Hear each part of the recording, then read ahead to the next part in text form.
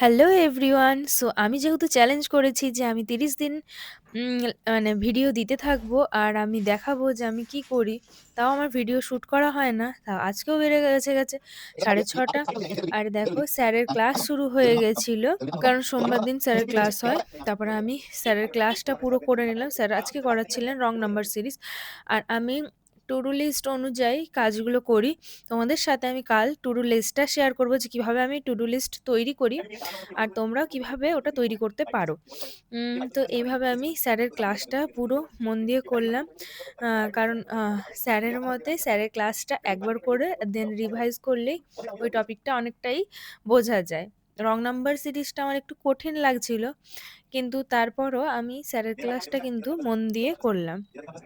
পুরো ক্লাস ২ ঘন্টা প্রায় ক্লাস হয়, সেইটা করলাম। আর তারপর স্যারের ক্লাসের পরে কি করি তোমরা দেখতে থাকো। অনেকক্ষণ ধরে স্যারের ক্লাসটা করছিলাম। আশিস অ্যারোরা স্যারের কাছ থেকে আমি পড়ি। তোমরাও পড়তে পারো স্যারের কাছ থেকে। তারপর দেখো প্রায় ৯টা বেজে যেতে যায়, তখনই কিন্তু স্যার তার ক্লাস শেষ করবে। মানে ডট ৯টায় প্রায় ক্লাস শেষ হয়েছিল। তারপরে আমি নিমিষা বানসাল ম্যামের কাছ থেকে এডিটোরিয়াল করছিলাম। মানে 8:30 থেকে বা 8টা থেকে ম্যাম অ্যাকচুয়ালি ইউটিউবে এডিটোরিয়াল করায়। তো আমি সেই জন্য ওই স্যারের ক্লাস শেষ হওয়ার পর থেকেই কিন্তু ম্যামের এডিটোরিয়ালটা দেখে নিই। ০.৫ ঘন্টা থেকে ৪৫ মিনিট আমি হচ্ছে এডিটোরিয়ালটা দেখে নিই। আর যখন মানে চলে লাইভ সেইটাও কিন্তু আমি সেই কোয়েশ্চেনের অ্যান্সার দেওয়ার চেষ্টা করি। তোমরা কিন্তু ম্যামের এডিটোরিয়ালটা অবশ্যই ফলো করবে। আর তারপরে ম্যাম যেই এডিটোরিয়ালটা পড়ায় মানে পেপারে, সেই পেপারটা থেকেও কিন্তু আমি দেখো আজকে যেমন এই সাইডের এডিটোরিয়ালটাই বেশিরভাগ দিন পড়ায়।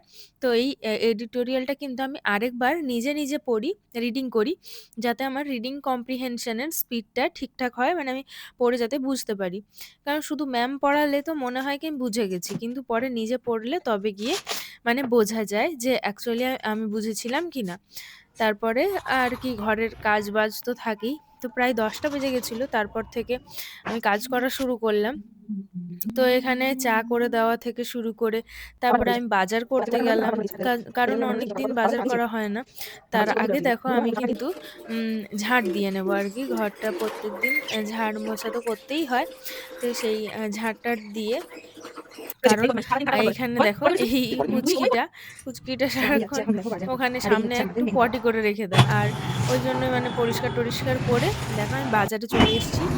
বাজারে এসে কিছু বাজার-টাজার করে নিয়ে তারপর আবার বাড়ি এলাম। বাড়ি এসে এবারে কি রান্না-বান্না করতে হবে। যেহেতু মাছ এটা হচ্ছে কিনেছিলাম, আজকে আমার তো ব্রেকফাস্ট। অনেকটাই দেরি হয়ে ইডলি গেছিল আর হচ্ছে মাছ-টাছ আলুর দম। কাটতে। খেতে অনেক ওইজন্য সময় চলে গেছে। খেতেই প্রায় অনেকটা দেরি হয়ে গেল। এখন সাড়ে 11টা 15 11টা বেজে বেজে গেছে। গেছে। আর তারপরে রান্না করতে, আর করতে আমি প্রায় এখন ১টা। সবে মুড়ি খেতে তারপরে আমি বসছি। কিছু ক্লিপ বাজার তখন নিতে যেদিন যাই পারিনি। সেদিন আমার কাজ একটু দেরি করছিলাম হয়ে বলে যায়। আরকি। তারপরে খাওয়া কি দাওয়ার করা পরে যাবে? একদম আমি পড়তে বসেছিলাম ৩টের সময়।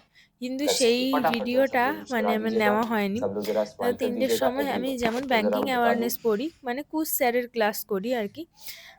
ইয়েস অফিসার চ্যানেলে আমি সাবস্ক্রাইব করে রেখেছি, তাই জন্য কুশ স্যারের ক্লাস করি। আর তারপর ৫টার সময় আমি হচ্ছে নিমিষা বানসাল ম্যামের ভোকাবুলারি বুক থেকে 20 ওয়ার্ড পড়ে কমপ্লিট করলাম আর লিখে নিলাম একবার করে। অঙ্কুশ স্যারের কাছ থেকে আমি রিজনিং ক্লাস করি। ৭টার সময় হয় যেটা, দেখো ৭টা বাজে আর অঙ্কুশ স্যারের ক্লাস চলছে। তো আমি ওখান থেকে রিজনিংটা করে নিলাম ক্লাসটা। আর তারপর শেষে মানে পড়া শেষ হওয়ার আগে অবশ্যই কারেন্ট অ্যাফেয়ারটা জানা তো দরকার। আর সেই জন্যই কিন্তু আমি আশিস গৌতম স্যারের কাছ থেকে কারেন্ট অ্যাফেয়ারটা পুরো পড়ে নিই। তো কেমন লাগলো বন্ধুরা আমার ভিডিওটা? অবশ্যই কিন্তু কমেন্টে বলো।